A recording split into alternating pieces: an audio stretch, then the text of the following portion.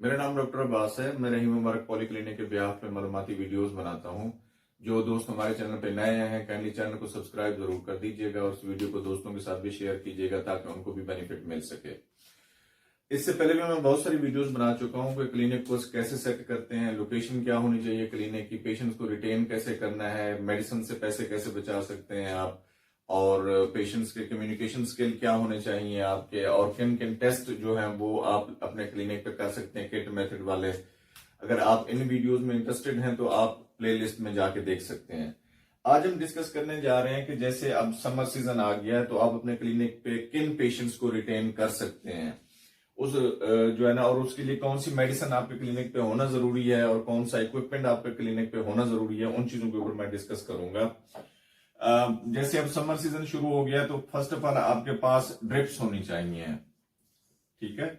Drips का stock आपके पास पूरा होना चाहिए, कोई चीज इनमें डेफिशिएंट नहीं होनी चाहिए। वो ड्रिप्स का आपको ऑलरेडी अंदाजा भी है थोड़ा सा, जिसमें रिंगर लेक्टेट आ जाती है, 500 ml है, इसमें 1000 ml है, ठीक है। ये आपके पास स्टॉक में होनी चाहिए। इसी तरह नॉर्मल सलाइन है, ये 100 ml भी आती है, 500 ml भी आती है और 1000 ml भी आती है, ठीक है। इसी तरह डेक्सट्रोज वाटर है, ये 5% में भी आती है और 10% में भी आती है, और ये 500 ml और 1000 ml में भी आती है डेक्सट्रोज वाटर। इसके बाद पीट सोल्यूशन होता है, ठीक है, जो बच्चों के लिए खास तौर पे हम यूज करते हैं। ये इसमें नॉर्मल सलाइन होता है और जो है ना डेक्सट्रोज वाटर का ये कॉम्बिनेशन टाइप होता है, ठीक है। ये आपके पास जरूर होना चाहिए। ये 500 ml और 1000 ml में ये भी आता है, ठीक है। और उसके बाद एक दूसरा एक मिक्सचर होता है जिनका सीवियरली ब्लड प्रेशर लो होता है, जिनका उनके लिए हम जो है ना वो यूज करते हैं, ठीक है। वो भी आपके पास होना चाहिए है। अच्छा, अब पेशेंट कौन कौन से आ सकते हैं आपके पास? ज्यादातर पेशेंट जो इसमें आएंगे वो डिहाइड्रेशन के आएंगे पेशेंट आपके पास।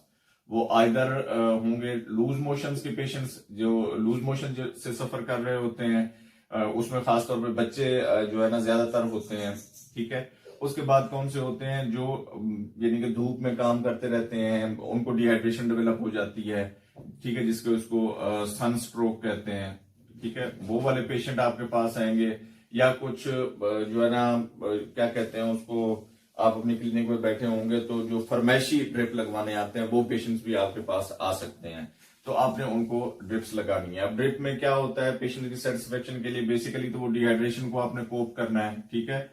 और अगर मेरी रिकमेंडेशन ये है कि अगर पेशेंट आपके पास माइल्ड डिहाइड्रेशन में आता है, ठीक है, या माइल्ड से थोड़ा कम डिहाइड्रेशन में आता है और सीवियर एब्डोमिनल क्रैम्प्स के साथ आता है, लूज मोशंस भी लगे हुए हैं उसको, आप उसको चुप करके रिंगर लेक्टेट 1000 ml या 500 ml, वो आप देख लीजिएगा डोज के हिसाब से, ठीक है। रिंगर लेक्टेट 500 ml या 1000 ml उसको जो है ना आप लगा दें तो उसका एब्डोमिनल क्रैम्प्स, ये मेरे एक्सपीरियंस में आया है, फौरन खत्म हो जाते हैं, ठीक है।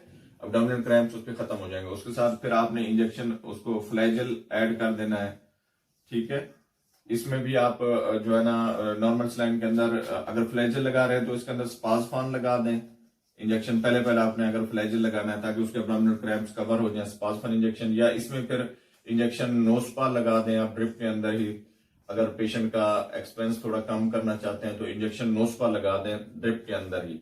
बाज तक मेरे एक्सपीरियंस में ये आया, जब आप नोस्पा फ्लैजल के अंदर ऐड करते हैं तो उससे पेशेंट अनकंफर्टेबल फील करता है, तो नोस्पा को आप फ्लैजल के अंदर ऐड ना करें।